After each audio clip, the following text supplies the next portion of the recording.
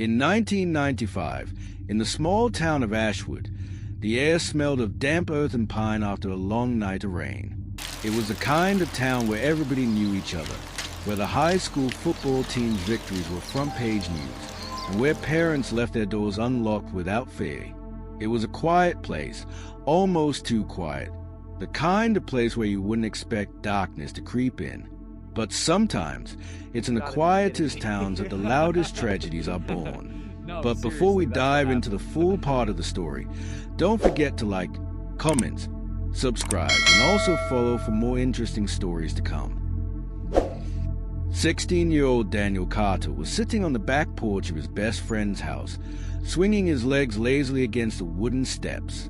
His best friend, Michael Harris, was inside grabbing sodas from the fridge. They'd been inseparable since third grade, two boys who found each other on the playground and never let go. Daniel was a quieter one, thoughtful and cautious, while Michael was bold, impulsive, the kind of boy who could charm a teacher and talk his way out of almost anything. Together, they balanced each other, or at least that's how it always seemed. When Michael came back with 2 cans of Coke, he tossed one to Daniel and plopped down beside him. The boys had grown up together through scraped knees, shared secrets, first crushes, and countless summer nights. Daniel trusted Michael more than anyone in the world. If someone had told him then that this trust would one day shatter in the most violent way imaginable, he would have laughed it off. That summer of 1995 was their last golden season of boyhood. They were about to start their junior year of high school, both dreaming of leaving Ashwood behind for bigger lives. Daniel wanted to be a writer, already scribbling stories in the worn notebook he carried everywhere. Michael dreamed of making money, fast and easy. "I don't care how," he often said with a grin, "as long as I get out of this dead-end town." But cracks had begun to form. Daniel noticed things, subtle things.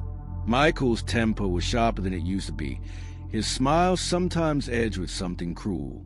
He'd gotten into fights at school, and though he laughed them off, Daniel couldn't shake the unease in his stomach. There were moments, fleeting but undeniable, when Michael's eyes went cold, as if he were watching the world from a place far away.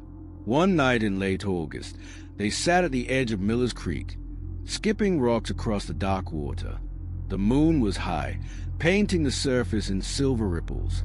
Michael leaned back on his elbows, a cigarette dangling from his lips, stolen from his father's pack. You ever think about what it'd be like to just end someone,